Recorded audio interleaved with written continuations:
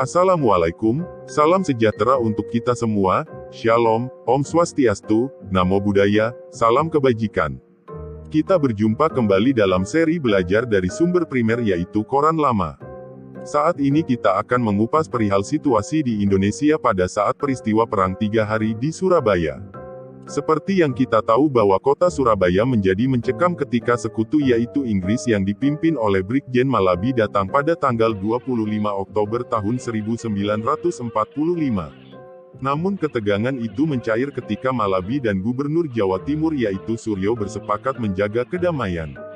Namun tiba-tiba terdapat pesawat Inggris dari Jakarta menyebarkan pamflet agar rakyat Surabaya menyerah. Praktis hal itu membuat rakyat marah dan menyerang Inggris di Surabaya. Perang pun pecah mulai tanggal 28 Oktober tahun 1945. Nah, kita akan mengupas situasi saat itu melalui koran yang terbit pada hari itu juga. Saya ke koran The Waray tanggal 29 Oktober tahun 1945. Dalam salah satu artikelnya terdapat pemberitaan mengenai desakan dari Inggris dan Amerika agar Belanda membuka perundingan dengan Indonesia. Disebutkan juga bahwa Van Mook menolak berunding jika tidak di Jakarta. Selain itu, juga disebutkan perihal perintah Soekarno agar rakyat Indonesia menghentikan segala kekerasan. Hal itu juga dikarenakan adanya situasi yang sangat buruk di Surabaya, diakibatkan oleh edaran pamflet yang memicu kemarahan rakyat di Surabaya. Rakyat Surabaya menyerang markas Inggris dengan tank yang dirampas dari Jepang.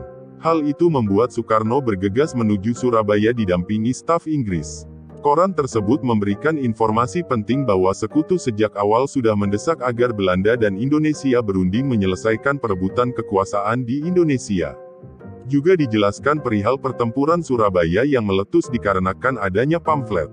Perlu diingat bahwa pamflet yang turun di Surabaya tanggal 28 Oktober berbeda dengan pamflet yang turun tanggal 9 November yang memicu perang tanggal 10 November. Saya ke koran kedua yaitu koran The Nieuwe Nederlander. Di sana terdapat berita menarik yaitu perihal kondisi tentara Inggris yang terdesak. Judul artikel beritanya juga cukup jelas menggambarkan kondisi Inggris, yaitu pasukan Inggris dalam bahaya. Disebutkan bahwa pertempuran semakin sengit dengan korban semakin meningkat.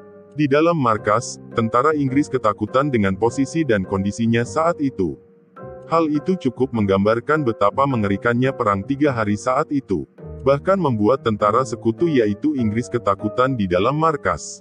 Tentu sangat wajar mengingat terdapat ribuan rakyat yang marah mengepung gedung mereka.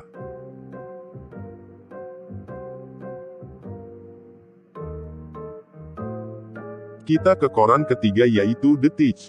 Di sana dijelaskan perihal isi dari pamflet yang disebarkan dan membuat rakyat Surabaya marah.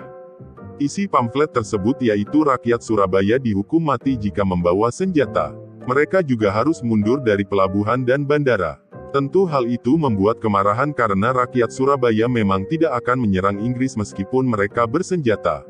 Namun lebih digunakan untuk jaga-jaga kota. Koran itu juga memberikan situasi di Sumatera yang relatif lebih kondusif dari Jawa. Pasukan Inggris juga sudah mengamankan wilayah Padang dan Pelabuhan Belawan. Juga wilayah Medan dan Palembang. Jadi, dapat dikatakan saat itu wilayah Jawa yang mencekam, terutama Surabaya yang nantinya juga menyebabkan Brigjen Malabi tewas di sana.